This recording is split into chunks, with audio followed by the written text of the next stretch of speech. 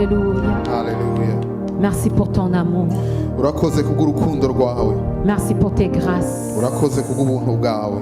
Merci pour ta compassion. Urakoze kubw'imbabazi zawe. Merci pour ta fidélité. Urakoze kubwo kwizerwa kwawe. Au nom de Jésus-Christ. Mu izina rya Yesu. Alléluia. Hallelujah. Nous pouvons acclamer pour le Seigneur. Reka dukomere amashyi umwami. Et nous allons prendre place. Hanyuma twicare. Puis tu vas saluer une personne, deux personnes. Uramutse umuntu umwe cyangwa babiri. Avec l'amour de Dieu. Mu rukundo rw'Imana. Alléluia. Bacu. Amen. Amen. Alléluia. Amen. Alors nous allons aller dans la parole de Dieu. Tugiye kwinjira mu ijambo ry'Imana. Nous souhaitons la bienvenue à tous les internautes. Twakiriye abari kuri internet bose. Que Dieu vous bénisse. Imana ibahe umugisha. Alors ce matin, je vais continuer sur le sujet que nous avions commencé la semaine passée. Muri iki gitondo ndakomeza ku mutwe twatangiye icyumweru gishize. La semaine passée, nous avons étudié sur l'amour. Icyumweru gishize twize ku rukundo. Nous avons lu dans 1 Corinthiens le chapitre 13. Twasomye Abakorinto ba mbere ibice 13. Nous allons y retourner rapidement. Turahasubira twihuta. La Bible dit, Biravuga ngo, en effet, si je parlais les langues des hommes et même celles des anges, même sans avoir l'amour, je ne serais rien de plus qu'une trompette claironnante ou une cymbale bruyante. Abikorinto ba mbere 13, nubwo navuga indimi z'abantu n'iz'abamarayika ariko singira urukundo bampindutse nk'umuringa uvuga cyangwa icyuma kirenga.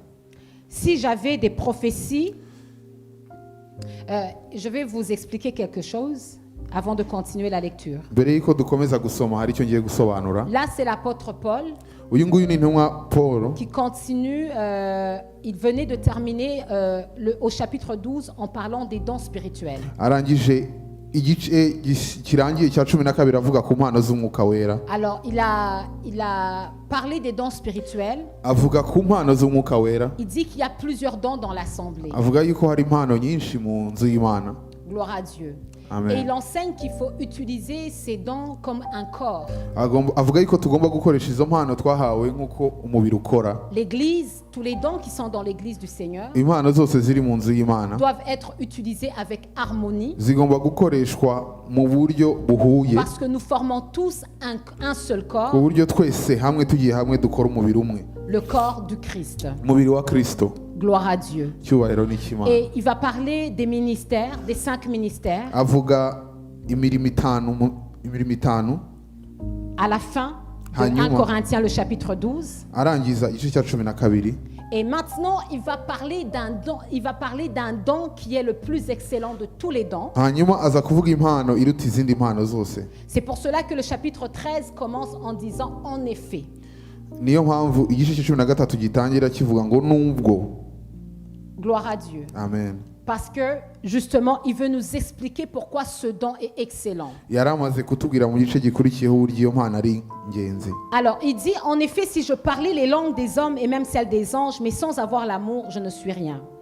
Aravuga ati nubwo navuga indimi z'abantu n'iz'abamarayika ariko singira urukundo ntacyo naba ndicyo. Si j'ai des prophéties, Niyo nahanura, si je connais tous les secrets, niyo namenya ibihishwe byose, si je possède toute la connaissance, n'ubwenge bwose, si je l'avais même dans toute sa plénitude, la foi, nubwo nagira kwizera kose kuzuye, jusqu'à à transporter les montagnes, sans l'amour, je ne serais rien. ku buryo nakuraho n'imisozi kubw'uko kwizera ntacyo naba ndicyo ntafite urukundo. Si même je sacrifie tous mes biens jusqu'à ma vie, Kandi nubwo natanga ibyo ntunze byose ubuzima bwanjye bwose pour aider les autres, kugira ngo mfashe abandi, au point même de pouvoir m'en vanter, nanjye ubwanjye nkitanga, de me vanter, nubwo nakwigurisha,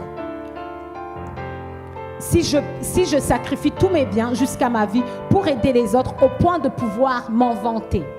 C'est pas si la version qui redit. Kandi nubwo natanga ibyanjye byose ngo mbihereze abakene ndetse nkabasha no kwitanga kugira ngo ntwikwe.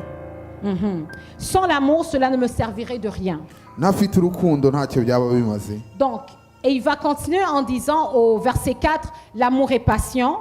Umurongo wa 4 akavuga ngo urukundo rurihangana, Il est plein de bonté. rugira ineza, L'amour n'est pas envieux. ntirugira ishyari, Il ne cherche pas à se faire valoir. ntirwirarira, Il ne s'enfle pas d'orgueil. ntirwihimbaza, Il ne fait rien d'inconvenant. ntago rukora ibiteye Il isoni, ne cherche pas son propre intérêt. ntago rushaka ibyarwo, Il ne s'aigrit pas contre les autres. ntirutekereza ikibi ku bantu, Il ne trame pas le mal. L'injustice attriste l'amour. ntirwishimira gukiranirwa, L'injustice attriste l'amour. Et ntirwishimira la vérité gukiranirwa, réjouit l'amour. kandi ahubwo rwishimira ukuri. En toute occasion, Mu bintu byose l'amour pardonne. urukundo rurababarira, L'amour fait confiance. urukundo rurizera, L'amour espère. urukundo rwiringira L'amour byose, persévère. urukundo ntiruzashira, L'amour n'aura pas de fin.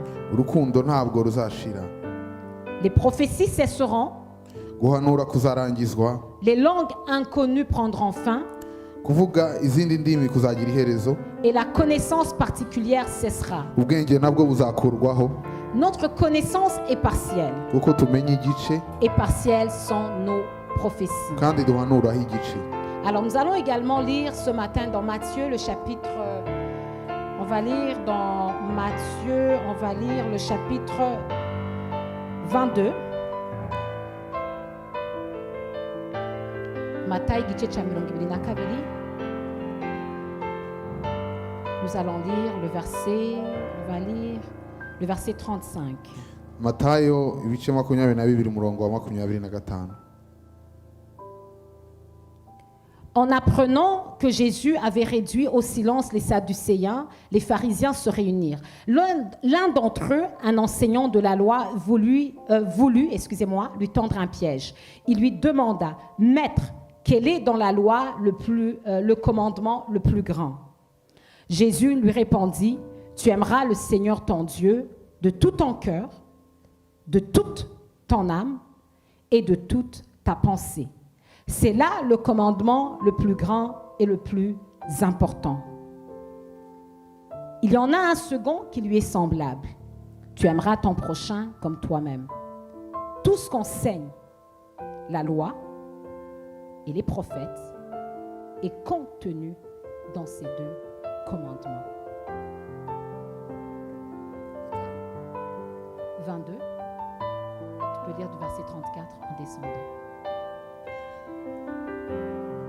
34 haravuga ngo ariko abafarisayo bumvise yuko yatsinze abasadukayo bakananirwa kumusubiza bateranira hamwe.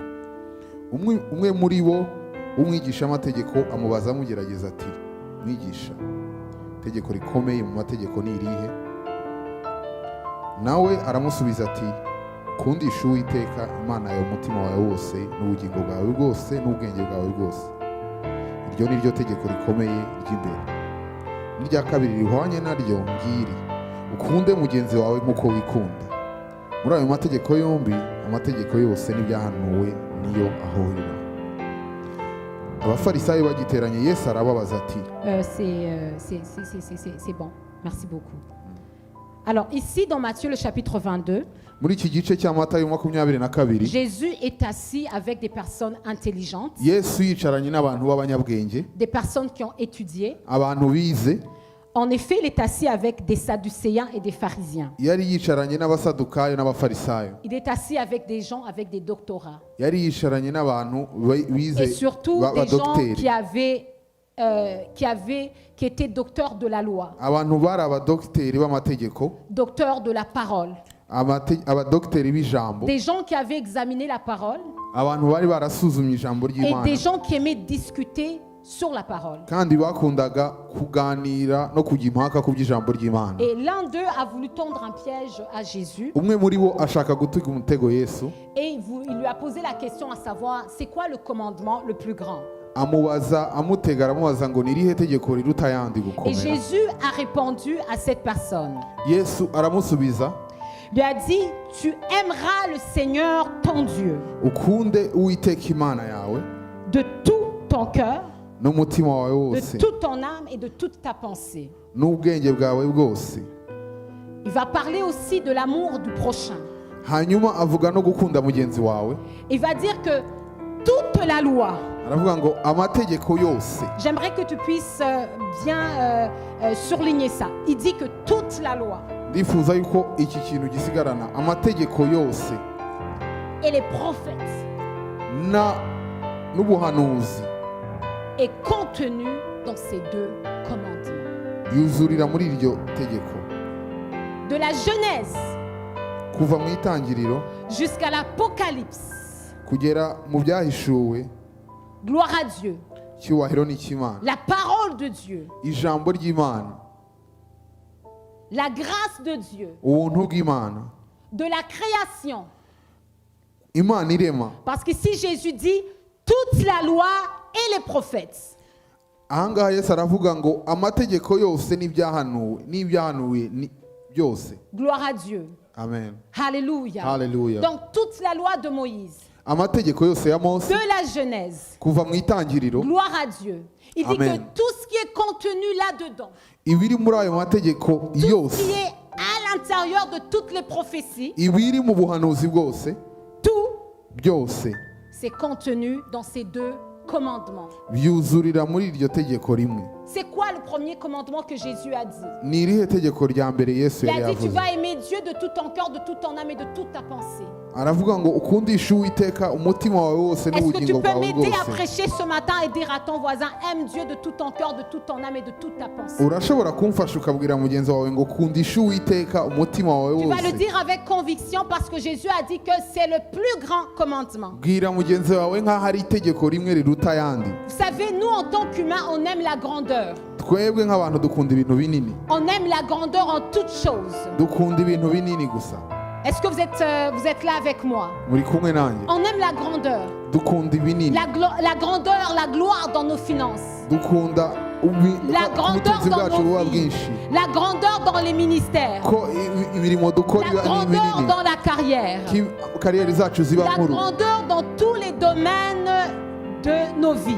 ko mu byo dukora byose biba Dis binini. à ton voisin, ça je sais que tu veux. Bwira ninde uzi ko ibyo bintu nawe abishaka. Alléluia, tout le monde veut ça. Uwo muntu wese arabishaka ibyo. Même lorsqu'on regarde dans l'écriture, on voit que beaucoup, l'homme recherche ça. C'est normal que l'homme recherche Niyo ça. turebye mu byanditswe ni ibisanzwe yuko umuntu ashaka ibintu Alors, mais byinshi. Jésus va nous dire où se cache la grandeur. Hanyuma Yesu aratubwira ikiruta ibindi byose, Non, il dit où se cache la grandeur. aho ubunini buhishwe. Gloire à Dieu. Il dit Amen. que la grandeur est cachée dans l'amour. Ubunini buhishwe mu rukundo. Gloire à Dieu. Amen. Il va dire que tout ce qu'on voit, Ibyo tubona byose, tout ce qu'on admire, ibyo twishimira byose, rien de ça n'est aussi important que l'amour. nta na kimwe kiruta Est-ce que urukundo. l'église de la transformation peut dire l'amour? Turashobora kuvuga ngo urukundo. Alors notre pasteur a parlé de l'amour la semaine passée. Pasiteri ubushize yatubwiye ku rukundo, Et il a pris la référence de 1 Corinthiens, le chapitre 13. avuga Abikorinto ba mbere igice 13, Et il a dit de façon... avuga uburyo bufatika Comment est-ce qu'on doit s'aimer dans l'église? Il n'y a plus de batterie. Donc il dit comment est-ce qu'on doit, s'aimer dans l'église. uburyo dukwiriye gukundana mu Il rusengero. nous a dit que l'église, la chose la plus importante dans l'église, c'est l'amour. Ikiruta ibindi byose mu rusengero ni urukundo. C'est l'amour. Ni Et urukundo. aujourd'hui, nous allons rentrer encore plus en détail. Turakomeza rero Donc là, je viens de gushimangira. dire que la grandeur est cachée dans l'amour. Ndavuze rero ko ubunini buhishwe mu rukundo. Mes amis, je sais que beaucoup d'entre nous, on recherche de grandes carrières, on a de très grands objectifs pour nos vies. Ndabizi bakundwa yuko mwese mwifuza kugera ku bintu bitandukanye mu buzima. Vous savez, si on pouvait rentrer dans ton cœur et dire toutes les ambitions, surtout les jeunes, là, il y a beaucoup il y a beaucoup de projets de grandeur que nous avons en nous. Yaba twabashaga kwinjira mu mitima yanyu cyane cyane abajene mukiri batoya, hari ibintu bikomeye binini mushaka kugeraho. Que les jeunes disent Amen. Abakiri bato muvuge ngo amen. On veut que tout soit grand. Dushaka ko byose biba binini. Surtout, nous sommes dans la culture américaine. Cyane cyane turi mu mico y'aba. Dans la culture américaine, on veut que tout soit grand. Twifuza yuko mu mico y'abanyamerika Il y a ibintu abantu quelqu'un, bakunda ibintu la binini. grandeur Ibinini. est cachée dans l'amour. Ubunini buhishe mu rukundo. Alléluia. Alléluia. Regarde ton voisin et prêche-le pour Reba le mugenzi réveiller. wawe umubwire umukangura. La grandeur est dans l'amour. Ubunini buhishe mu rukundo. La grandeur est dans l'amour. ubunini ni mu rukundo. Alors, le pasteur nous a dit que dans l'église, Pasiteri yaratubwiye mu rusengero ce qui fait le bon fonctionnement d'une église, igituma urusengero ce rushoboka, qui fait l'église de l'église, igituma urusengero ruba c'est urusengero l'amour. ni urukundo. Mais allons même à partir de la Genèse. Tuvuye no mu itangiriro, La Bible nous dit que toute la loi et les prophètes, Bibiliya iratubwira ko amategeko yose la base de n'ibyahanuwe tout, c'est l'amour. byose bihurira mu rukundo. La création, Ibyaremwe, tout ce qu'on voit de Dieu, ibyo tubona byose C'est Imana yaremye l'amour. ni urukundo, c'est l'amour. ni ukubera urukundo. Dieu a créé le monde à cause de l'amour qu'il a pour toi et moi. Yaremye isi nanjye nawe kubera urukundo igukunda njye nawe. Gloire à Dieu. Amen. La base même de la vie chrétienne, du salut, c'est l'amour. N'agakiza kacu ni ukubera urukundo yadukunze. Alors maintenant, tu peux te poser la question, mais c'est quoi cet amour-là? Urashobora kwibaza ati urwo Parce qu'il rukundo faut ni uruhe vraiment avuga. pouvoir comprendre c'est quoi cet amour. Ukwiriye kubasha gutahura urwo rukundo ni urukundo ki. Dans la vie, il y a plusieurs sortes d'amour. Mu buzima hari inkundo nyinshi. Il y a l'amour qu'un homme peut éprouver pour une femme. Hari urukundo umugabo akunda umugore. Et il y a l'amour fraternel. Hari urukundo rwa kivandimwe. Mais je vais aussi éclaircir ça. Gloire à Dieu. L'amour amical entre les amis. Hari n'urukundo rw'igishuti. Mais ici, il faut vraiment comprendre c'est quoi que la Bible nous enseigne dans 1 Corinthiens le chapitre 13. Ariko ni uruhe rukundo Bibiliya itubwira mu Bakorinto ba mbere ibice Et 13. c'est sur cet amour que je veux me concentrer ce matin. Ni kuri urwo rukundo ndibuze gutinda muri kino gitondo. L'amour agapé. Urukundo rw'Imana. Dis à quelqu'un l'amour agapé. Bwira mugenzi wawe ngo ni urukundo Agapé. rw'Imana. Alléluia. Urukundo rw'Imana. C'est l'amour dont il est question dans 1 Corinthiens chapitre 13. Ni urukundo ruri mu Bakorinto ba mbere L'amour de Dieu. Ni urukundo rw'Imana. Alléluia. Alléluia. Alors j'aimerais l'amener comme ça. Ndashaka kubivuga muri ubu buryo. Alors lorsque j'ai rencontré mon époux, Igihe nahuye n'umugabo wanjye, plus précisément dans 4 jours, le 1er septembre, ça va faire 17 ans que nous sommes mariés. En fait, mariés devant la loi. mu minsi ine ku itariki ya mbere z'ukwa cyenda tuzaba twujuje imyaka Concrètement, 17 ans. 17 imyaka ans. 17 twubatse. Alors devant la loi que nous avions signée, Imbere y'amategeko. gloire à Dieu. Amen. Alors lorsqu'il m'a rencontré, lorsque je l'ai rencontré, Igihe twahuye nous nous sommes aimés. twarakundanye, Il m'a vu, yarambonye, et puis plus tard, il a déclaré son amour pour moi. nyuma aza kumbwira ko yankunze. Comme en ce moment dans l'église, nous avons des gens justement qui sont rendus à cette étape dans leur vie. Nk'uko hano mu rusengero hari n'abandi bageze kuri iyo Alors, il ntambwe. m'a rencontré, il m'a aimé. Twarahuye arankunda, En fait, il a déclaré son amour. yambwiye urukundo rwe ko Il m'a dit ankunda, à quel point j'étais tellement belle. uburyo ndi mwiza, Il m'a dit à quel point j'étais extraordinaire. uburyo ntasanzwe, Il m'a dit que lorsque, en fait, même pourquoi il m'avait aimé, impamvu yankunze. parce que moi, à l'époque, je vivais avec mes petites sœurs et mon frère. Nuko nabanaga nabo tuvukana barumuna banjye. Il a aimé il a vu comment est-ce que je m'occupais de ma famille. Abona uburyo nita ku muryango Et wanjye, il a aimé ça. arabikunda. Et c'est l'une des choses qui l'ont attiré vers moi. Ni bimwe mu byamukuruye cyamuteye kunkunda. Gloire à Dieu. Amen. Alors, il est tombé en amour avec moi, comme on dit. Arankunda nk'uko babivuga. Alors là, c'est sûr que mes enfants ne sont pas contents que je parle de ça. Abana banjye ntabwo bishimiye ko mbivuga iyo nkuru. Oui, mais je vais quand même utiliser cette illustration. Ndakoresha urwo rugero mwihangane. Alors, on s'est mariés. Hanyuma dukora ubukwe. Puis il me disait à quel point il allait faire de moi la femme la plus heureuse au monde. Ambwira uburyo azangira umugore wishimye ku isi. Gloire à Dieu. Amen. Comme ce que Bonheur avait dit à Fiona. Nk'ibyo Bonheur Comme yabwiye ce que Fiona. tous les gens qui sont mariés, Pasteur Amos avait dit à son épouse, Nk'ibyo à sa Pasteur belle Amos épouse. yabwiye umugore we. Donc cette étape est toujours là dans tous les mariages, dans tous les Iyo couples. ntambwe ikwiriye kubaho ku bantu bose bakora ubukwe. Oui, il y a d'autres couples ici aussi. Hari n'iyindi couple hano. Gloire à Dieu, alléluia. Alors c'est comme ça que notre amour a débuté. Nuko urukundo rwacu rwatangiye. Que notre Dieu soit loué pour ça. Imana yacu ihimbaza. Mais lorsque nous sommes mariés, Hanyuma tumaze gukora ubukwe, des mois ont passé. hashira amezi abiri. Et non, des mois, pas deux. Des mois, Amezi aratambuka, des années. imyaka. Et au fur et à mesure, je me suis rendu compte Hanyuma uko iminsi igenda mbona que l'amour là romantique du début là, ko rwa rukundo rushyushye rwa mbere, romantique, urukundo n'allait pas nous amener bien loin. rwa rukundo rushyushye nyine rw'abantu bagikundana rutazatugeza kure.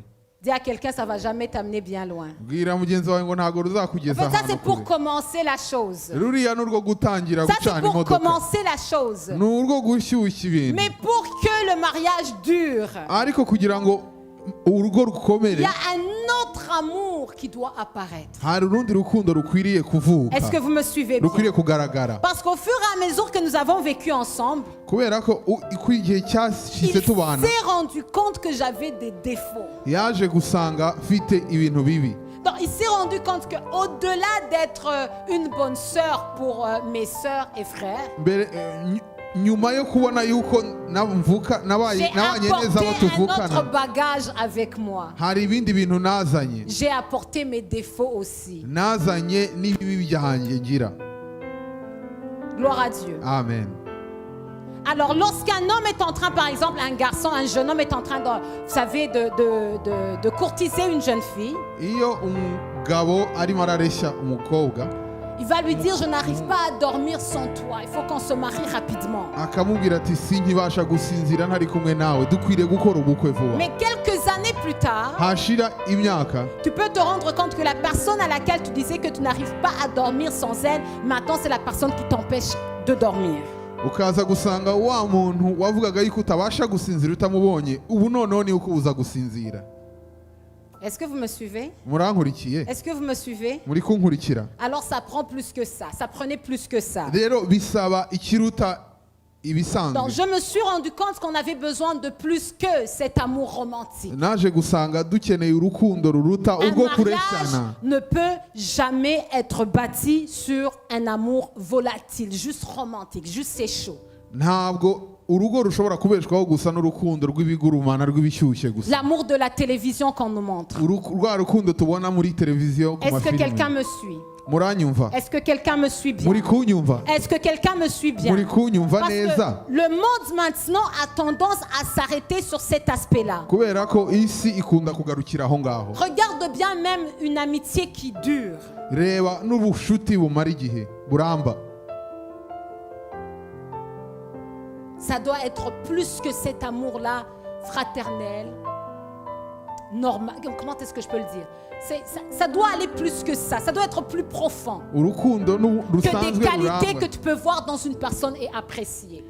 Ruruta urukundo rwa kivandimwe rusanzwe tubona. Qu'est-ce que je veux dire lorsque je dis agapé? Niki mvuga iyo nshatse kuvuga urukundo En fait, rw'Imana? l'amour agapé, Ubundi urukundo rw'Imana c'est l'amour qu'on vient de lire dans 1 Corinthiens chapitre 3. ni rwa rukundo tumaze gusoma mu Bakorinto Que ba mbere quelqu'un 13. dise Alléluia. Nimuvuge ngo haleluya. Que quelqu'un dise encore plus fort Muvuge ngo gloire à haleluya. Dieu.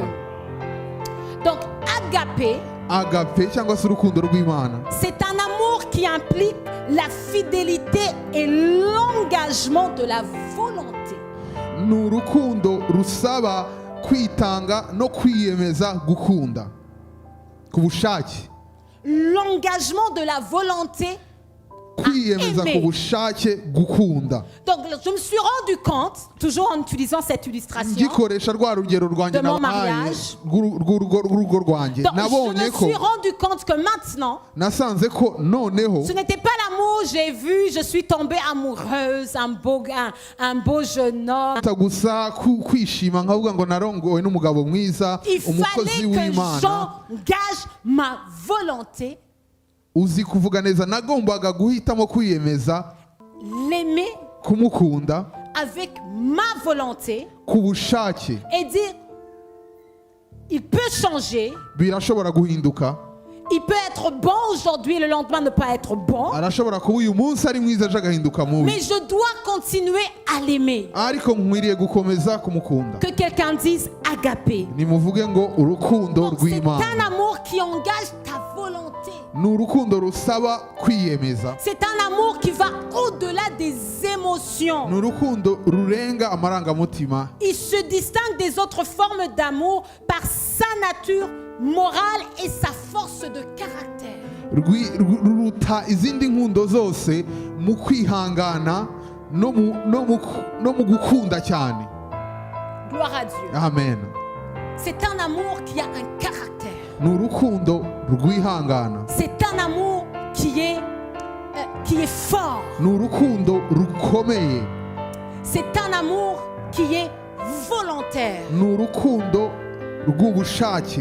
La Bible nous dit dans Jean le chapitre 3 le verset 16, car Dieu a tant aimé le monde qu'il a donné son fils unique Jésus-Christ. Bibiliya itubwira muri Yohana ibice 3:16, nk'uko Imana yakunze abari mu isi cyane byatumye byayiteye gutanga umwana wayo w'ikinege. Donc Dieu a décidé, Dieu veut nous aimer. Imana yariyemeje iravuga ngo Dieu ndabakunze. ne t'aime pas parce que tu es bon ou parce que tu es beau ou parce que tu le mérites. Imana ntabwo igukunda kubera ko uri mwiza cyangwa se kubera ko ubikwiriye. Est-ce que quelqu'un me suit? Murankurikira? Dieu t'aime Imana parce que il iragukunda t'aime. kubera ko igukunda, Et à la base, il a déjà donné tout pour cet amour-là. kandi yamaze gutanga byose kubw'urwo rukundo. Donc c'est pour cela que l'Église Niyo mpamvu itorero est bâtie sur Christ. ryubakiye kuri Yesu Kristo. L'Église est bâtie sur un amour Itorero ryubakiye ku qui rukundo est inébranlable. rudahinduka, Parce que l'Église est bâtie sur un roc. kuko itorero ryubatse ku rutare, L'amour de Dieu qui a déjà tout prouvé et tout donné. ari rwo rukundo rw'Imana rwamaze gutanga byose kandi rwamaze guhamya byose. Nous ne sommes pas venus ici ce matin pour que Dieu nous prouve son amour en nous donnant des choses. Ntago Il a twaje- déjà terminé de prouver son amour envers toi, que quelqu'un dise gloire. à Ntabwo Dieu. twaje hano kugira ngo Imana igaragaze urukundo rwayo iduhereza ibyo dukeneye byose. Yamaze kubiduhereza byose kandi yamaze kudukunda urwo rukundo. Est-ce que quelqu'un me suit? Muri Il y kunkurikira, a de la profondeur dans cette révélation. hariho ishurirwa riremereye muri La ibi Bible kuvuga. dit que l'amour de Dieu pour nous, c'est un amour qui est grand, c'est un amour qui est profond, c'est un amour qui est très large. Biravuga ngo urukundo rw'Imana ni urukundo rurerure, ni urukundo rumanuka hasi, ni urukundo rukwiriye hose. C'est un amour extraordinaire, exceptionnel, puissant. Ni urukundo rudasanzwe kandi rufite imbaraga. C'est un amour qui a vaincu la mort. Ni urukundo rwanesheje urupfu. C'est un amour qui a vaincu les barrières. Ni urukundo rwakuyeho imipaka. Dieu n'aime pas les blancs, Imana ntikunda gusa Dieu n'aime pas les noirs, ntikunda mais Dieu abirabura, aime tout le monde. ikunda bose. Dieu n'aime pas les Rwandais Imana seulement, ntikunda abanyarwanda Dieu n'aime gusa, pas les Burundais ntikunda seulement, abarundi gusa, Dieu aime tout le monde. ikunda abantu C'est bose. un amour qui franchit toutes les barrières. Ni urukundo rurenga Alors imipaka yose. maintenant l'Église entend Rero nk'itorero que l'ambassade de Christ, nk'abaserukira Yesu Kristo, notre amour aussi doit aller au-delà de toutes les limites possibles. urukundo rwacu rukwiriye kurenga imipaka yose ishoboka. Alléluia. Haleluya, Alléluia. Haleluya. Alléluia. Haleluya. Tu peux rentrer à l'église. Urashobora kwinjira mu rusengero, Et dans toutes les personnes qui sont à l'église, mu bantu bose bajya mu rusengero, tu peux être attiré par bonheur.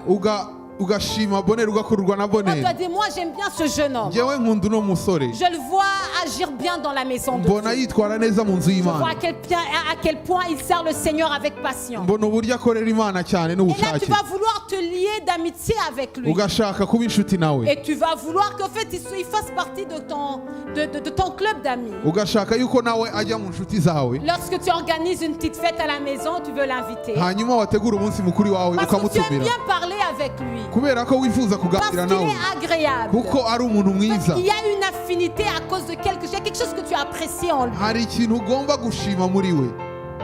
Est-ce que vous me suivez bien? Muri kunkurikira, Donc tu l'apprécies. ukamushima. Comme tu peux voir une autre personne, Urashobora kubona undi muntu, elle va t'attirer à cause d'une chose ou d'une autre. ukabonaho ikindi kintu kikagukurura cyiza Mais kuri vous we, savez, ça c'est pas assez. ariko ibyo ntibihagije. Est-ce que vous me suivez bien? Murakuntahura neza. Agapé va au-delà de ça. Rero urukundo rw'Imana rwo rurenga ibyo ngibyo. Donc agapé va au-delà que tu l'apprécies bien. Urukundo rw'Imana rurenga gusa kuri bya bindi byiza umubonaho. Agapé va au-delà des qualités que tu vois sur cette personne. Urukundo rw'Imana ntirushingira gusa ku byiza umubonaho. Parce que tu sais, si tu t'attaches à lui à cause de ses qualités, Kuko nuza kugira ngo mubane kubw'ibyiza wamubonyeho un gusa, matin il peut faire quelque chose. umunsi umwe azagukorera ikintu, Un matin il peut te dire quelque chose. umunsi umwe azakubwira ijambo, Et tu vas oublier toutes les bonnes choses que tu as vues. uhite wibagirwa ibyiza byose wamubonagaho. Est-ce que je parle à quelqu'un? hari umuntu uri kunyumva ibyo mvuga? Est-ce que je parle à quelqu'un? muri kunyumva ibyo ndi Est-ce que je kuvuga? parle à quelqu'un? ese Alors muranyumva? c'est pour cela que l'amour fraternel dans l'église, niyo mpamvu urukundo rwa kivandimwe mu que le rusengero pasteur nous enseignait le dimanche passé, urwo pasiteri yatwigisha icyumweru c'est un gishize amour qui doit aller au-delà des appréciations. ni urukundo rukwiriye kurenga gusa Parce qu'à l'église, gushimagizanya. lorsqu'on se rencontre, à l'église, lorsqu'on se rencontre, ku rusengero iyo duhuye on vient de familles différentes. tuba tuvuye mu miryango On itandukanye, a reçu des éducations tuba différentes. twarize ibintu bitandukanye, Certains sont twarigishijwe. burundais, certains sont rwandais, Bamwe- certains sont québécois bamwe ni abarundi, ni abanyarwanda, abandi ni de abakebekwa naissance, bakavukire, dont certains sont congolais. bamwe ni abakongomani. Nous avons des coutumes différentes. dufite imico itandukanye, On mange différemment. turya ibiryo bitandukanye, On aime manger des choses différentes. dukunda kurya ibintu bitandukanye. Moi, j'aime bien manger le foufou, njyewe nkunda kurya ubugari, mais mes enfants ne veulent pas s'en approcher ariko abana banjye ntibashaka kubukoraho parce qu'eux, ils n'aiment pas ça. kuko bo ntibabikunda. J'ai tout fait pour leur apprendre à aimer ça, mais ils n'aiment pas nagerageje ça. kubigisha kubukunda ariko byaranze. Et je sais qu'il y a des gens aussi ici qui ne mangent pas. ariko nzi hano ko hari n'abandi bataburya. N'est-ce pas? ndabeshye. Si je regarde bien, iyo ndebye neza nos façons de fonctionner sont différentes aussi dans nos maisons. n'uburyo dukora mu muryango mu Nous nzu sommes biratandukanye, tellement différents. turatandukanye no mu Dis à nzu ton iwacu voisin, turatandukanye. tu es différent de moi, ça c'est sûr. bwira mugenzi wawe ngo turatandukanye rwose, On ne s'habille pas de la même façon. ntago twambara kimwe, On ne s'habille pas de la même façon. ntago twambara kimwe, Nos goûts vestimentaires sont très différents. ibyo dukunda kwambara biratandukanye. Ce qui est décent pour les uns est indécent pour les autres. ibyo umwe abona ko ari bitunganye ku wundi ntago bitunganye. Est-ce que vous me suivez bien? muri kunyumva? La façon de parler est différente. uburyo tuvuga nabwo buratandukanye. Il y a des personnes qui parlent de façon posée. hari abantu bavuga gahoro, hari abavugira hejuru. hari n'abavugira hejuru. La politesse, ikinyabupfura elle est différente d'une personne à une autre. ikinyabupfura gitandukanye ku muntu no ku wundi. icyo wita ikinyabupfura gitandukanye ku muntu no ku wundi. Je vais vous donner un petit exemple. ngiye kubaha urugero. Nos enfants, abana bacu nés et grandis dans la culture québécoise, bakuriye mu muco wa Québécois wa eux, ils hano. pensent que être poli, c'est te regarder droit dans les yeux. bazi ko ikinyabupfura babigishe iyo umuntu amuvugishije ni ukumureba mu maso. Mais les gens comme moi, ariko twebwe qui natwe avons grandi dans nés et grandi dans la culture burundaise, twakuriye mu muco wa Kirundi, regarder une personne droit dans les yeux, ça ne se fait pas. kureba umuntu mu maso, Surtout lorsque tu es Ntibibaho. plus jeune. cyane cyane uri mutoya, kureba umuntu ukuruta mu maso umutumbiriye. Lorsque tu vas devant une personne, iyo ugeze imbere y'umuntu tu vas éviter son regard. uzagerageza kutamureba mu maso. Est-ce que ce que je dis, ça a du sens? ibyo mvuga nibyo Voyez-vous? murabibona. Ça, c'est l'église. iryo ni itorero. Gloire à Dieu. amen. Il y en a qui... Vous savez, la façon de vivre est tellement différente. uburyo tubaho buratandukanye. La dernière fois, le pasteur a donné l'exemple du déodorant. pasiteri ushize yatubwiye kuri deodora. Il y en a qui connaissent le déodorant, il y en a qui ne connaissent pas le déodorant. hari abitera deodora, hari n'abatayitera. Et lorsque tu arrives à l'église, iyo ugeze mu rusengero tu peux être à côté d'une personne qui ne connaît pas le déodorant. urashobora kuba wicaye iruhande rw'umuntu Et utayikoresha. la personne s'est bien lavée, uwo muntu yoze elle est propre de nature. arasa neza, Mais même pour pouvoir lui faire comprendre qu'elle a besoin d'un déodorant, ça va vraiment ça sera pas facile parce que la personne, il y en a des gens qui ont grandi en entendant que le déodorant c'est pas bon pour la santé, ils peuvent jamais le mettre. hari abantu bakuze bababwira ko kwitera parufe cyangwa se deodora ari mbi ku buzima, badashobora kuyitera. Est-ce que ce que je dis est la vérité? ibyo mvuga ni ukuri. Alléluia. Alléluia. Il y en a qui peuvent voir que si par exemple tu as mis des tresses, je ne sais pas, d'une longueur quelconque, c'est pas bon. hari abashobora kubona wambaye ikanzu ireshya ukuntu runaka bavuga ati ntabwo ari byiza. Il y en a qui peuvent venir d'une culture qui voient un rouge à lèvres rouge comme celui-là que le pasteur Belize a mis, mais c'est indécent. hari n'abava mu mico aho babona umuntu yisize ibintu bitukura ku munwa, nk'ibi ngibi pasiteri yisize mureba, avuga ati ibi rwose nta kigenda. Mais moi dans ma culture, ariko mu muco wanjye c'est correct. nta kibazo, nibisanzwe. Gloire à Dieu. Icyubahiro ni icy'Imana. Alléluia. Hallelujah. Je me rappelle que lorsqu'on était petit, papa n'aimait pas ça. Ndibuka ko tukiri abana papa yarabyangaga. Mais en grandissant, après, il a commencé à apprécier ça. Et puis après, il nous faisait même des cadeaux de rouge à lèvres. Turi abana twarabyisigaga papa akabyanga ariko dukuze aza kubimenyera noneho hatangira kuzaduha n'impano zo kwisiga. Oui, parce qu'avant, quand on avait mis du vernis, on ne pouvait même pas rentrer dans la maison quand on était petit. Tukiri abana niyo twisigaga inzara ntitwabashaga kwinjira mu rugo. Mais aujourd'hui, ariko il te donne des cadeaux de rouge à lèvres. ubu ngubu arabigupfunyikira. Est-ce que quelqu'un m'a entendu? Muri kunyumva? Bien-aimé, Bakundwa, à l'église de la transformation ce matin, mu itorero rya Transformation Church il y a uyu munsi, quelqu'un qui peut voir un jean hari umuntu ushobora kubona ikoboyi, d'une personne qui est rentrée ici, umuntu yinjiye hano yambaye, voir des cheveux.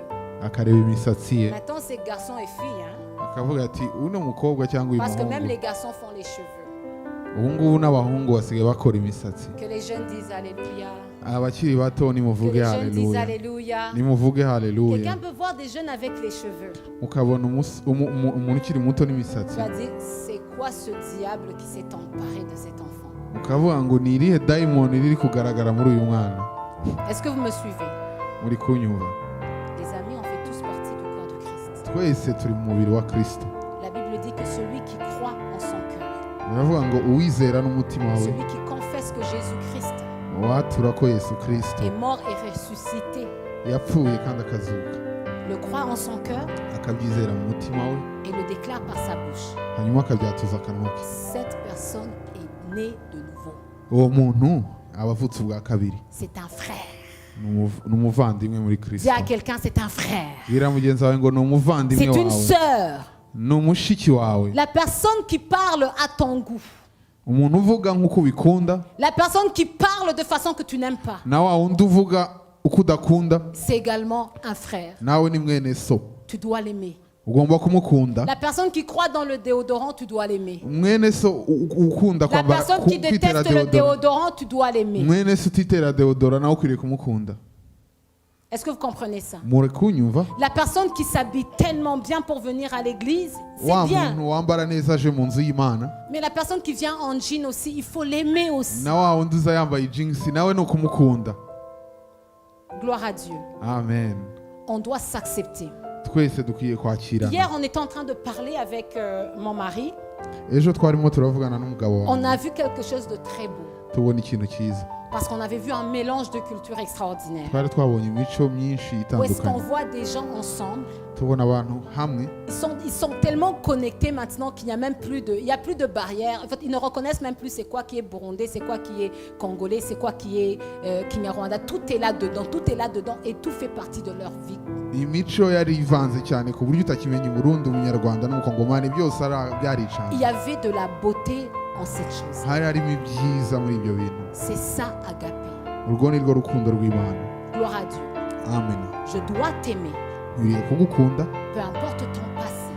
uko amateka yawe yaba ari kose. Je dois t'aimer, je dois engager ma volonté pour t'aimer. Nkwiriye kwiyemeza kugukunda, Alors je dois t'aimer, kugukunda, que tu sentes bon, que tu ne sentes pas bon, waba ungwa neza cyangwa utangwa neza, que tu parles à mon goût, que tu ne parles pas à mon goût. waba uvuga uko mbikunda cyangwa uko Je ntabikunda. dois t'aimer, peu importe la façon que tu es habillé. Nkwiriye kugukunda uko wambara kose. Tu es mon frère, Uri mwene tu es data, ma sœur. uri mwene data. Aide-moi à prêcher à la personne encore une fois à côté, Bwira mugenzi assise wawe à mubwira côté de ati toi. uri mwene data, Tu es mon frère, uri mwene data, tu es mon frère, uri mwene data, tu es mon frère uri mwene et data, tu es ma sœur. kandi uri Que quelqu'un dise mushiki wanjye, uri na Alléluia. musaza wanjye. Alléluia. Haleluya. Alors, ce qui va démontrer justement maintenant notre maturité spirituelle, Ikigaragaza ko tumaze gukura mu buryo bw'umwuka c'est justement d'apprendre à accepter les différences des autres. ni ukwemera abantu uko batandukanye,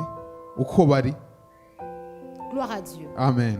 Vous savez, Jésus-Christ a lavé les pieds de ses disciples. Murabizi Yesu yogeje ibirenge by'intumwa ze. Parmi eux, il y avait de grands pécheurs. Hari harimo abanyabyaha benshi, Parmi eux, il y avait même quelqu'un qui allait le trahir. hari harimo n'uwari ugiye kumugambanira. Jésus-Christ, les gens étaient tout le temps inquiets des gens qui étaient autour de lui. Parce que même la prostituée venait à Jésus et Jésus la recevait. Abantu batangazwaga n'abantu baba bari kumwe muri iruhande rwa Yesu, hamwe yewe n'indaya yaraje iruhande rwa Yesu. Dans l'église, tous les chrétiens sont intéressés par les dons spirituels.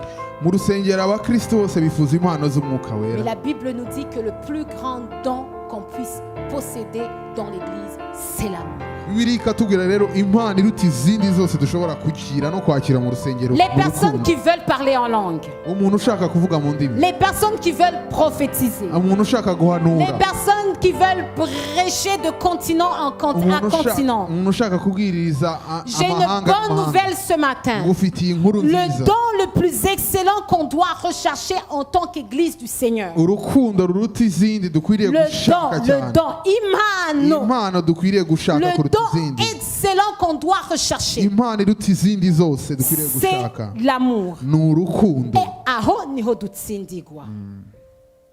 Gloire à Dieu. Amen. On veut la grandeur, Turashaka ibintu binini, on veut les dons, turashaka impano, on veut les grandes choses. turashaka ibintu bidasanzwe. On aime bien que même les gens nous aiment, Dukunda yuko n'abantu badukunda, mais nous, on ne veut pas aimer. ariko twe ntidushake gukunda abandi. Que quelqu'un dise que Dieu m'aide. Imana, vuge ngo Imana imfashe. Alléluia. Haleluya. J'ai dit, mon premier point, c'était que la grandeur se situe dans l'amour. Ikintu cya mbere navuze ni uko ubunini bwose bwuzuye buri mu Parce que rukundo, même la base de la création, c'est l'amour. kuko n'ibyaremwe byose byaremwe mu rukundo. Gloire à Dieu. Amen. La loi et les prophètes s'est bâti sur l'amour. Amategeko yose n'ibyahanuwe byuzurira mu Alors, j'ai rukundo. dit qu'on doit engager notre volonté dans l'amour. Navuze ngo icyo dukwiriye gukora dukwiriye kwiyemeza gukunda. Bien-aimé, Bakundwa, je n'attends pas à ce que mon époux soit bon envers moi. Pour que je l'aime, je dois l'aimer tous les jours. ntabwo nkwiriye kurindira yuko umugabo wanjye aba mwiza cyane kugira ngo mukunde, nkwiriye kumukunda buri munsi. Mais avant, ce n'était pas comme ça. Ariko mbere si uko byari bimeze. J'ai mûri encore plus. J'ai mûri, narakuze. Narakuzeho gato Mu rukundo. mu rukundo, Dans Agapé. Alléluia. narakuze mu rukundo rw'Imana. Alléluia. Haleluya. Gloire à Dieu. Amen. Parce que avant, dans mon cœur, Mbere mu mutima wanjye, lorsque je ne l'appréciais pas, iyo ntashimaga lorsque ça ikintu, faisait une chose, deux choses, trois choses, iyo habaga hari kimwe bibiri bitatu, je commençais même à me poser la question, comment est-ce que je vais sortir de cette affaire? ni gute natangiraga kwibaza ati ibi bintu nzabivamo gute. Est-ce qu'il y a quelqu'un qui se reconnaît là-dedans? Hari umuntu wigeze Parce que gutekereza des fois tu gutyo. peux le dire, des fois tu ne peux pas le dire. Hari igihe ushobora kubyitekereza mu Mais le mutima wawe penser. cyangwa ukabivuga cyangwa ntubivuge, Mais Seigneur, cet homme-là, qu'est-ce que je vais faire de lui? ukavuga ati Mana yanjye uno mugabo nzamugira Et nti. alors il va dire, mais cette femme-là, qu'est-ce que je vais faire d'elle? Nawe mu mutima wawe arimo aravuga ati uno mugore nzamugenza nte. Parce qu'avant, il m'appréciait beaucoup, avant qu'on ne vive ensemble. Mbere yuko tubana yaranshimagizaga cyane. Vous savez, je vais vous donner un petit exemple, une petite anecdote. Ngiye kubahereza urugero. Nous, quand on s'est fiancés, Igihe twari je pense que je vous l'ai kurambagizanya, déjà dit, c'était pas autant de WhatsApp. Maintenant, c'est facile. ntabwo twarambagizanyaga kuri WhatsApp, ubu biroroshye. Nous, c'était pendant la période où il fallait acheter des cartes ou alors appeler directement. Icyo gihe cyari igihe cyo kugura ikarita yo guhamagara cyangwa ugahamagara umuntu kuri telefone yiwe. Je pense que l'argent qu'il a utilisé pour acheter, pour m'appeler là, ça pourrait bâtir une maison. Amafaranga yakoresheje ampamagara buri munsi muri icyo gihe yakubaka inzu. Est-ce que vous comprenez? Muri kumva? Vous comprenez? Muri kubyumva? Mais malgré tous ces efforts qu'il avait fait, Ariko ibyo byose yagerageje je akora, suis sûre, ndazi neza ko, d'abord, je suis sûre, je le sais même, ndabizi neza qu'à ntashidikanya un certain moment de sa vie, ko rimwe mu buzima bwe mais ça c'est quoi même cette erreur-là que j'ai fait dans ma vie? yaravuze atari ko ibi bintu rwose nakoze ni ibiki. Est-ce que vous comprenez? Muri kubyumva? Il a Yaricujije, commencé à voir mes défauts. atangiye kubona ibibi byanjye. Alléluia. Amen. Nous, on n'habite pas au ciel, on habite ici. twebwe ntabwo tuba mu ijuru, tuba hano ku isi. Gloire à Dieu. Amen. On reconnaît que c'est le Saint-Esprit qui nous renforce, sinon on est faible. Turemera yuko umwuka wera ariwe udushoboza, naho ubundi ntitwabishobora. Abavyemera nibavuge haleluya. Abemera ko ariko bimeze muvuge Kwa muri ko haleluya. muranda bakamenga mwe muba mwijuru sha. Ukuntu Iwanyu ntimushwana.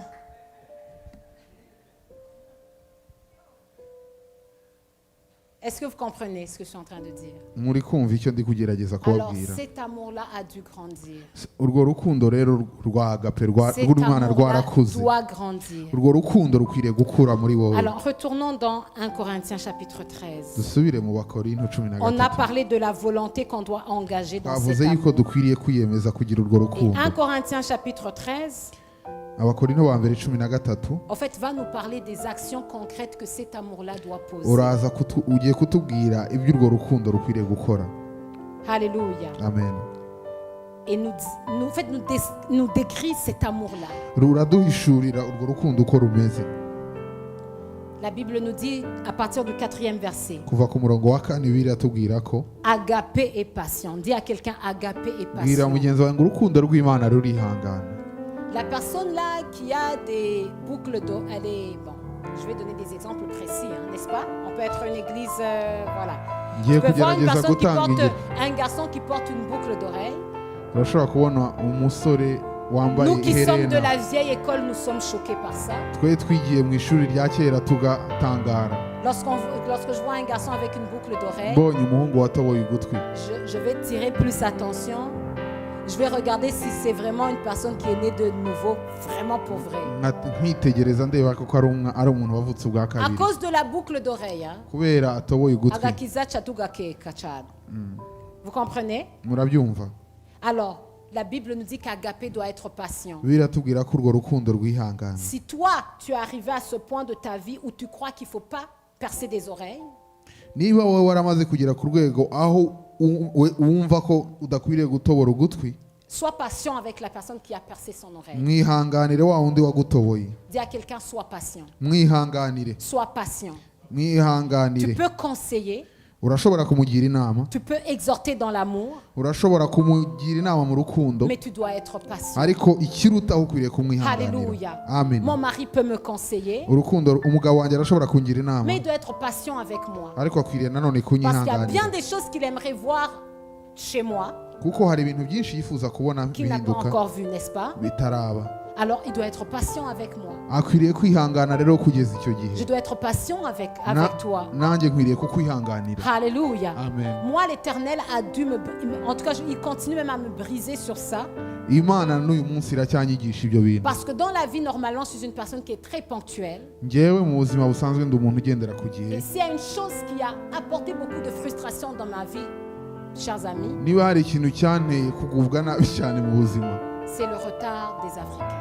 ni ugukererwa kw'Abanyafurika bagenzi banjye.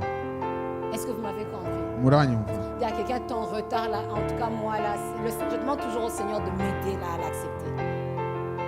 Nageze ahantu mvuga ati Mana ukwiriye kumfasha rwose. En fait, quand je vois quelqu'un en retard, je ne le comprends même pas. Njyewe iyo mbonye umuntu wakererewe Ça peut arriver ndumirwa. une fois, Birashobora gushoboka de temps rimwe, en mais là tous les jours. ariko ukererwa buri munsi.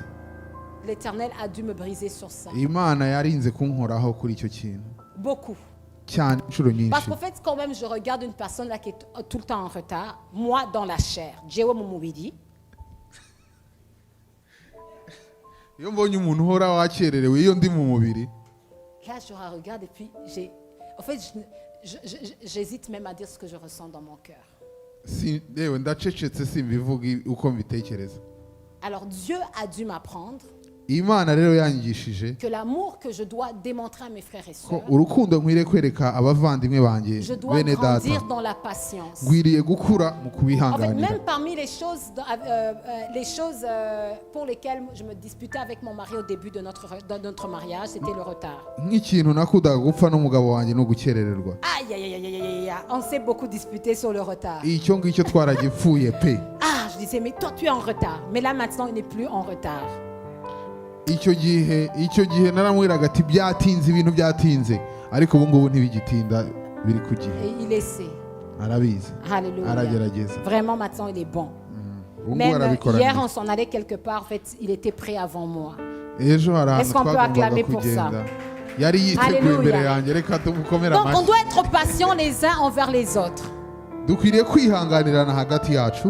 La Bible dit que l'amour est bon. Agapé est rempli de bonté. Biravuga ngo urukundo rw'Imana rwuzuye kugira neza. Gloire à Dieu. Rugira Vous neza. savez, des fois, on se fatigue à faire du bien. kenshi mu buzima turigora kugira ngo Même dans dukore l'église, neza on se fatigue à faire du bien. no mu nzu y'Imana turarwana kugira ngo Parce qu'il y a dukore des neza gens pour lesquels on fait du bien, mais qui ne nous donnent pas de la bonté en retour. kuko mu buzima hari abantu tugirira neza ariko bo ntibatwitura iyo Que neza l'église de la transformation dise la bonté. tuvuge ngo kugira neza On doit être bon envers les autres. kugirirana neza Bon envers les personnes qui sont bonnes kugirirana neza kuba tubera kubeza et les personnes qui ne sont pas no bonnes. kubabi Que quelqu'un dise Amen. Imana idufashe Alléluia. haleluya La Bible dit que l'amour n'est pas envieux. biravuga ngo urwo rukundo rw'Imana ntirugira ishyari Envier. ntirugira ishyari Si tu vois ton frère dans l'église nubona mwene so mu nzu y'Imana qui a accompli quelque chose, wagize ikintu ageraho réjouis-toi pour ton voisin. nezeranwa nawe Alléluia. Réjouis-toi pour ton voisin. nezeranwa nawe Est-ce qu'il y a quelqu'un qui se marie? Réjouis-toi. ubonye umuntu ukoze Est-ce qu'il y a ubukwe quelqu'un munezererwe qui achète une maison? Réjouis-toi. ubonye umuntu waguzemo Est-ce qu'il y a inzu une personne qui achète munezerwe une voiture? Réjouis-toi. mwene so yaguze Est-ce qu'il y imodoka a une nezeranwa nawe personne qui porte un beau costume comme notre pasteur ici? Réjouis-toi. mwene so yambaye ikoti ryiza nka pasiteri uri hano nezeranwa nawe Alléluia. haleluya Si une personne reçoit une réponse favorable à l'immigration, réjouis-toi. Je me réjouis umuntu pour kuri vous, imigirasiyo pasteur. nibamuha ibipapuro unezeranwe nawe Alléluia. Est-ce qu'on peut acclamer le Seigneur pour ce qu'il a fait dans la vie de notre pasteur? Amen. amen On se réjouit avec toi. tunezeranwe nawe Lorsque tu entends que quelqu'un a eu ses papiers de l'immigration et toi tu attends avant cette personne, ne sois pas triste, mais réjouis-toi pour cette personne. niwumva umuntu wabonye ibipapuro mbere yawe utarabibona nezeranwa nawe Parce que vos acclamations sont bizarres. kuko ukuntu muri gukoma amashyi Alors, wagira ngo on ntimwishime va acclamer encore une fois le Seigneur et la personne qui n'a pas encore ses papiers va acclamer encore plus. ubu tugiye gukoma amashyi kandi umuntu utarabona ibipapuro akome cyane Aha. Gloire à Dieu. Amen. Donc, il ne faut pas envier les autres. ntidukwiriye kugirira abandi Est-ce qu'il y a ishyari quelqu'un qui a des enfants? N'envie pas cette personne, mais réjouis-toi avec cette personne. ubonye uwabonye urubyaro Et là, vous mushimire. pensez que c'est facile. Vous savez que ce n'est pas facile. Hein? muri kwigira nk'aho ari ibintu byoroshye ariko Parce que des murabizi ko fois, tu peux bitoroshye voir quelque chose de bon chez ton voisin. Il y a un truc, la chair va créer un petit truc, un petit sentiment là d'envie dans ton cœur. hari igihe ushobora kubona ikintu mwene so afite cyiza mu mutima kamere ugahita wumva irazamutse izamura Oui, akantu ça k'ishyari. arrive. Est-ce que les gens honnêtes peuvent dire oui, ça arrive? Vugisha ukuri ntibishika Aha. ari igihe bibaho Tu dis, mais Seigneur, pourquoi lui? D'abord, lui ne prie même pas. ariko mana yanjye kubera iki uyu nguyu ntanasenga En tout cas, il ne prie pas comme moi. nta nubwo asenga nkanjye Pourquoi lui kubera iki we et pas moi? hanyuma njyewe ntubikore Dis à quelqu'un, réjouis-toi. bwira mugenzi wawe ngo nezererwa La Bible dit que l'amour ne cherche pas à se faire valoir et ne s'enfle pas d'orgueil. urwo rukundo rw'Imana ntirwirarira kandi ntirwihimbaza Gloire à Dieu. icyubahiro ni Je iki suis désolée de le dire, mais l'orgueil est très présent parmi les enfants de Dieu. birababaje ariko ngiye kubivuga ubwibone no kwirarira biri mu bana b'Imana Que les gens qui le savent disent Alléluia. ababizi ko bihari tuvuge On ngo aime qu'on nous haleluya voit, dushaka ko mais batubona on n'aime pas voir les autres. ntidushaka kubona On abantu aime être célébré, dushaka ko abantu mais on badushyira n'aime pas hejuru célébrer les autres. ariko ntidushyire abandi hejuru Est-ce que je peux être honnête et sincère envers vous? babwize ukuri C'est même babwize quelque ukuri chose qui est beaucoup dans nos communautés burundaises et rwandaises. ni ikintu kiba mu muco w'abarundi n'abanyarwanda n'abakongomani Être enflé d'orgueil. kugira ubwibone Ne pas reconnaître les bonnes choses chez ton voisin. ntubone ibyiza Toi, tu veux qu'on ntushimire te mugenzi célèbre. wishaka ko ari we dushima Lorsque tu rentres dans la salle, c'est toi qui dois être célébré. niwinjira muri sare ari we tubona gusa Mais lorsque les autres rentrent, tu ne veux pas qu'ils soient vus. ariko abandi nibinjira bo ntihagire n'unabitaho Donc l'orgueil. ubwo ni ubwibone L'orgueil. ni ukwishima Penser que c'est toi le plus bon, gutekereza ko ari wowe mwiza kuruta c'est toi le abandi meilleur. ko ari wowe uri hejuru y'abandi Que Dieu nous aide. imana idufashe Dis à quelqu'un, imana idutabare Alléluia. La Amen. Bible dit que je dois t'aimer comme je m'aime. bwira mugenzi wawe ngo biravuga nkwiriye kugukunda nk'uko nanjye Vu nikunda que j'aime me célébrer, uko nanjye nkunda kuko banshyira hejuru j'aimerais aussi te célébrer. nanjye nifuza ko ngushyira hejuru nkwiriye kugushyira hejuru Alléluia. haleluya Pourquoi vous ne le dites pas? kubera iki mutari kubivuga Dites-le plus fort. nimugerageze mubivuge. Alléluia. Apprenons à nous célébrer. Dushyirane hejuru.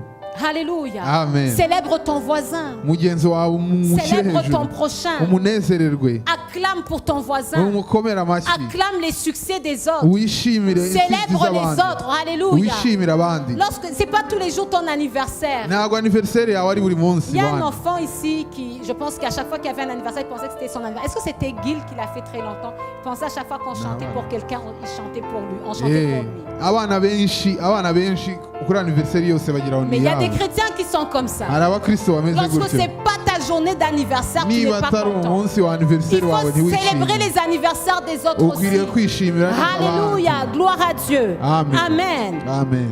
Alléluia. Haleluya. Si tu veux aussi que ta fête soit célébrée, Niba ushaka nawe ko umunsi la mukuru wawe Bible nous montre tuwishimira, que agapé, Bibiliya itwereka ko urukundo rw'Imana, quand même, urwo rukundo rw'Imana il faut célébrer les autres, même lorsqu'ils ne te célèbrent pas. dukwiriye, nubwo abandi baba batishima ku minsi yacu, twe dukwiriye kwishima ku yabo. Que quelqu'un dise Amen. Tuvuge ngo Que amen. quelqu'un dise Amen. Nituvuge ngo Que amen. quelqu'un dise gloire à Dieu. Nituvuge ngo icyubahiro ni icy'Imana. Alléluia. La Bible va Haleluya. continuer à dire, Bibiliya l'amour ne ikomeza fait itubwira. rien d'inconvenant. L'amour ne cherche pas son propre intérêt. Bibiliya ikomeza ivuga ko urukundo rudakora ibiteye Il ne isoni, s'écrit pas contre les autres et ne trame pas le mal. ntirutekereza ikintu kibi ku bandi. Ça, c'est quelque chose sur lequel notre pasteur insiste beaucoup. Nicyo pasiteri ahora atubwira, Ne pas chercher son propre intérêt.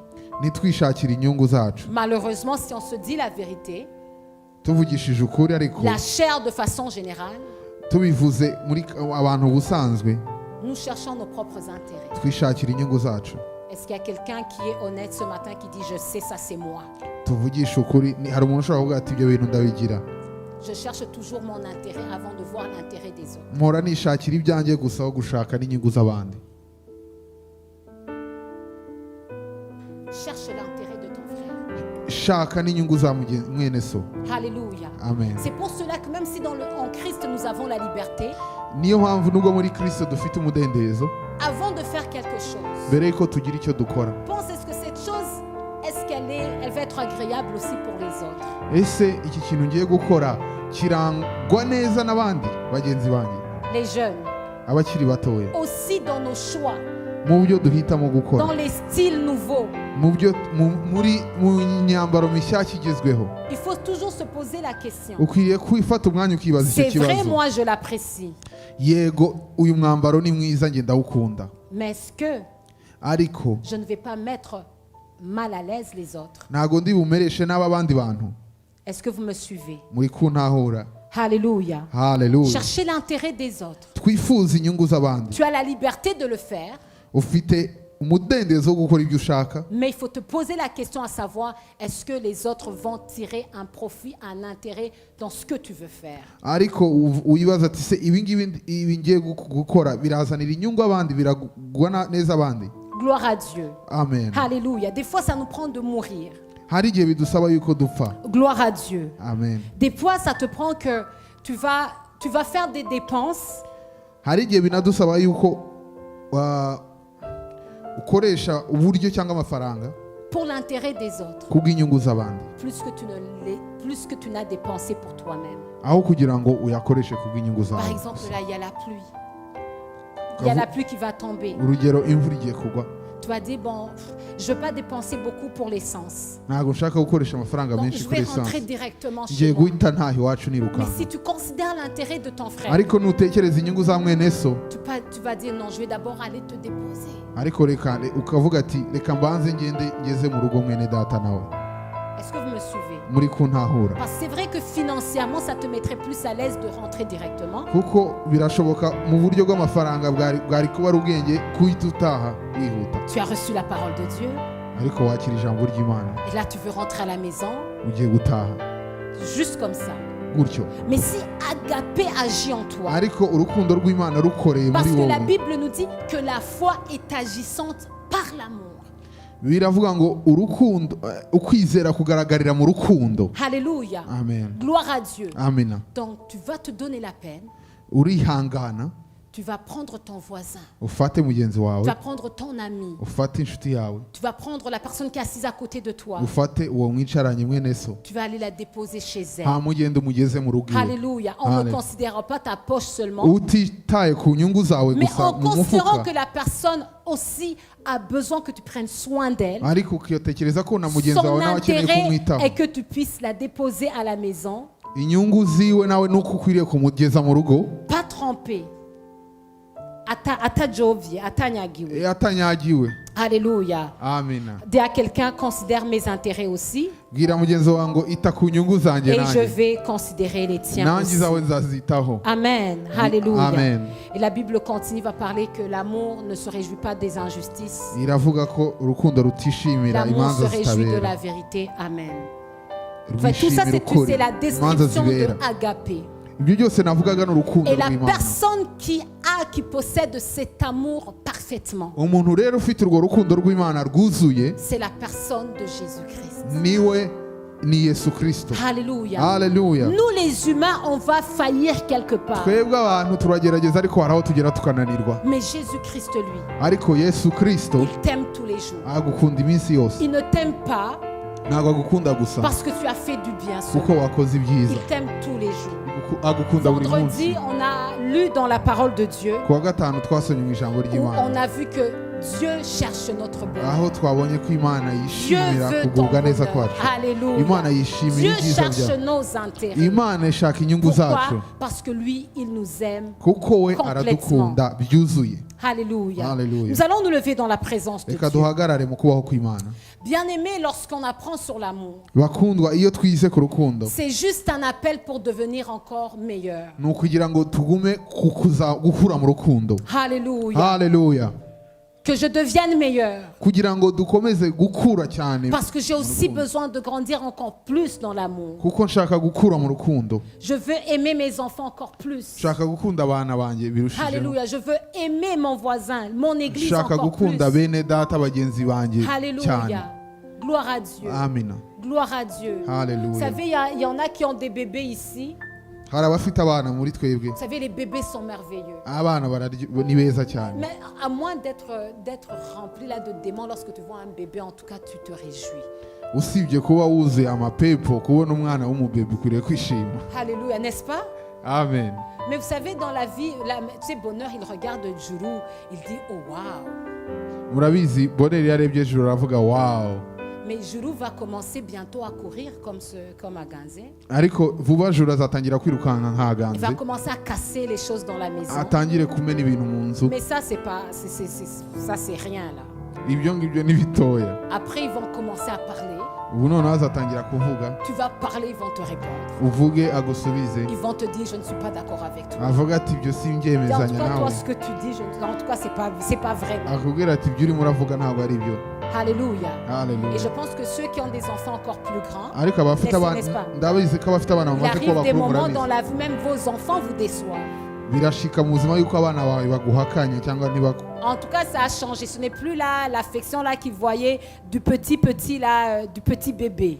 birahinduka kuko ntabwo baba bakiri abana batoya. Gloire à Dieu. Amen. Alléluia. Haleluya. Notre amour doit tout le temps grandir. Urukundo rwacu rero nako niko rukwiriye gukura. Et maintenant, l'exemple parfait de l'amour, Urukundo rutunganye, urugero rw'urukundo rutunganye c'est Jésus-Christ. ni Yesu Kristo. Gloire à Dieu. Haleluya. Alléluia, c'est Jésus-Christ. Ni Yesu Kristo. Jésus-Christ aime toutes les saisons. Yesu akunda abantu mu bihe byose. Gloire à Dieu. Amen. Jésus-Christ t'aime Yesu malgré ta aragukunda couleur de peau, atitaye ku ruhu malgré rwawe, qui tu es. atitaye ku uri. Alors, Église, fixons nos yeux sur Rero Jésus-Christ. duhanga amaso yacu Yesu Kristo. C'est Jésus-Christ qui nous conduit à aimer nos voisins. Yesu Kristo niwe utuyobora mu gukunda bene data. C'est Jésus-Christ qui va te dire pardonne lorsqu'il Ni Yesu faut Kristo pardonner. uzatubwira kubabarira igihe dukwiriye Parce qu'ici dans kubabarira. 1 Corinthiens chapitre 13, la Bible nous dit c'est un amour qui pardonne. Nk'uko mu Bakorinto ba mbere 13 havuze yuko ni urukundo rubabarira. Alléluia. Nous avons besoin de l'amour de Dieu. Dukeneye urukundo Est-ce rw'Imana. qu'il y a quelqu'un qui est d'accord ce matin pour dire j'ai besoin de grandir dans l'amour? Hari umuntu wifuza gukura mu rukundo muri iki gitondo. Alléluia. L'Église, Haleluya. nous Torero devons être un lieu d'amour. dukwiriye guhuzwa n'urukundo. L'Église va être remplie d'amour. Urukundo itorero rikwiriye kuzura urukundo. Lorsque chacun prend prend la décision tous les jours icyemezo cyose ufata buri munsi d'aimer son frère comme il s'aime lui-même. wiyemeze gukunda mwene so nk'uko wikunda. La Bible dit le plus grand de tous les commandements, biravuga ngo itegeko riruta irindi c'est ayandi d'aimer yose Dieu de tout ton cœur, de toute ton âme et de toute ta ni pensée. ugukundisha Uwiteka umutima wawe wose n'ubugingo bwawe Et bwose d'aimer ton n'ubwenge bwawe voisin, bwose d'aimer ton frère comme tu t'aimes no toi-même. gukunda mugenzi wawe nk'uko wikunda. Alléluia. Haleluya. Une église qui grandit, Itorero rikura c'est une église qui grandit dans les actes d'amour. ni itorero rikura mu bikorwa C'est une by'urukundo. église qui grandit dans la compassion. Ni itorero rikura mu rukundo, C'est une mu église mbabazi. qui grandit dans la fidélité. Ni itorero rikura mu kudahemuka. Le pasteur aime le dire qu'on n'aime pas lorsqu'il nous dit d'aider les gens autour de nous, les églises en Afrique. On n'aime pas ça parce que ça occasionne des dépenses dans l'église. Ntago dukunda iyo batubwiye gufasha ayandi matorero ko bituzanira Mais l'église gukoresha doit uburyo. grandir dans la charité. Ariko itorero rikwiriye gukura mu gufasha. Alléluia. Alléluia. La charité, c'est de vêtir une personne qui était nue. Ni ukwambika umuntu wari wambaye ubusa. C'est de diminuer ta garde-robe pour vêtir quelqu'un d'autre. Urukundo ni ukugabanya garde-robe yawe ugakuramo imyenda ukayiha undi.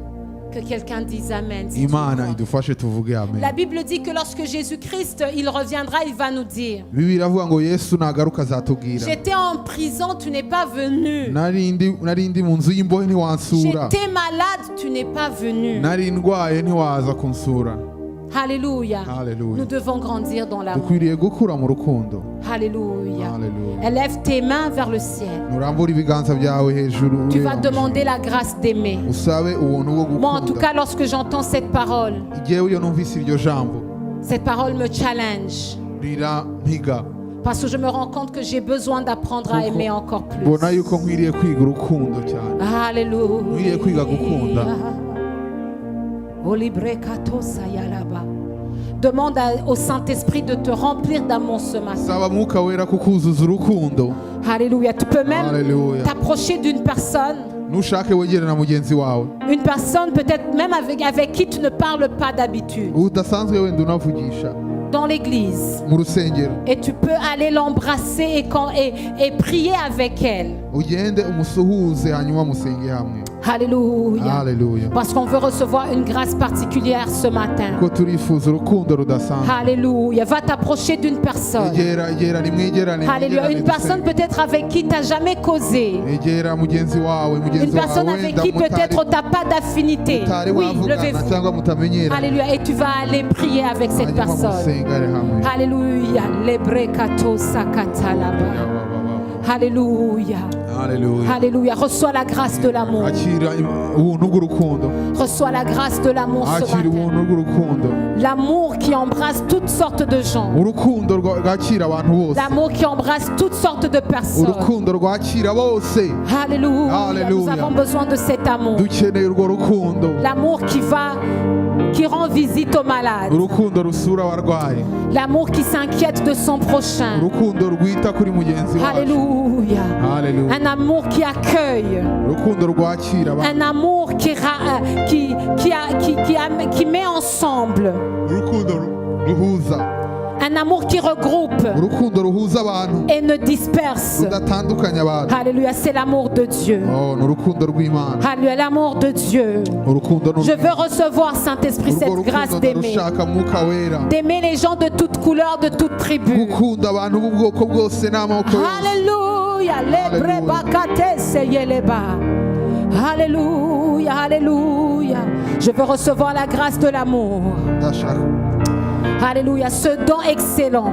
Ndashaka iyo mpano La idasanzwe. Bible dit que le parler en langue va disparaître, va cesser. Biravuga ngo kuvuga mu ndimi bizashira. Les langues des hommes vont cesser. Indimi z'abantu zizashira. La science va cesser. Ubuhanga buzashira. Mais un seul langage va rester. Ariko ururimi C'est ruzahora. le langage de l'amour. N'ururimi rw'urukundo. C'est l'amour, alléluia. N'urukundo. Olebre bakatala seyele kolaba seyeleba.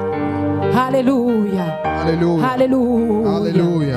Alléluia. Alléluia. Nous recevons, Seigneur, Turakiriye mwami. grâce sur grâce, Ubuntu. bonté sur bonté, Ubuntu. Alléluia. Nous voulons aimer turashaka gukunda comme tu nous as aimés. nk'uko wadukunda Nous voulons aimer turashaka gukunda comme tu nous as aimés. nk'uko wadukunda Et comme tu nous aimes. nk'uko udukunda Tu es Dieu. uri Imana Tu es grand. uri munini Tu es merveilleux. urahambaye Merci Seigneur pour les dons que tu relâches ce urakoze matin. ku mana uri gutanga muri Merci iki gitondo Seigneur pour tout ce que tu fais pour nous. urakoze ku byo ukora Merci byose parce que la personne malade guérit dans le nom puissant de urakoze ko Jésus. mwene data urwaye akize mu izina Merci rya parce Yesu que la personne urakoze ko mwene data qui attendait une réponse favorable à l'immigration, urindira igisubizo cya immigration ce matin reçoit la muri grâce. iki gitondo abonye ubwo Alléluia, des papiers de l'immigration. impapuro za immigration Merci Seigneur urakoze mwami pour les Yesu besoins qui sont dans cette maison. ku bikenewe byose Tu muri connais nzu tout ce dont nous avons uzi besoin. ibyo dukeneye byose Nous voulons recevoir Seigneur. turifuza kwakira Mana. Alléluia. Alléluia Alléluia. Tout ce que tu veux Alléluia. bien nous donner. ibyo ukwiriye Mais surtout kuduhereza Seigneur, cyane cyane mwami tout ce que nous faisons, ibyo dukora byose tout ce que nous disons, ibyo tuvuga tout byose ce que nous parlons, ibyo tuvuga byose que nous le fassions tubikore dans l'amour. mu rukundo Car tu as aimé. kubera ko wakunda Ainsi nous devons aimer. natwe dukwiriye gukunda Accepter les différences. kwakira ibyo Les dutandukaniyeho différences culturelles. imico itandukanye Alléluia. À cause de ton amour. kubw'urukundo rwawe Alléluia. Nous te disons merci Seigneur. turavuze mwami urakoze Merci Seigneur pour tout ce que tu fais. urakoze mwami ku gikora Merci Seigneur pour qui tu es. urakoze ko uri we Alléluia. Est-ce qu'on peut acclamer le Seigneur encore plus fort? dukomere umwami amashyi Alléluia. Alléluia Notre Dieu est bon. imana yacu ni nziza Notre Dieu fait grâce. imana yacu itanga ubuntu Marchons dans l'amour de Dieu. reka tugendere mu rukundo Marchons dans rw'imana la grâce de reka Dieu. dukomeze mu buntu bw'imana L'amour de Dieu urukundo rw'imana est ce qui nous différencie du monde. nirwo rudutandukanya n'ab'isi Sans amour, hatari urukundo l'Église est comme le monde. itorero rimeze nk'isi Alléluia. Que Dieu vous Alléluia. bénisse. imana ibaha Amen. umugisha amen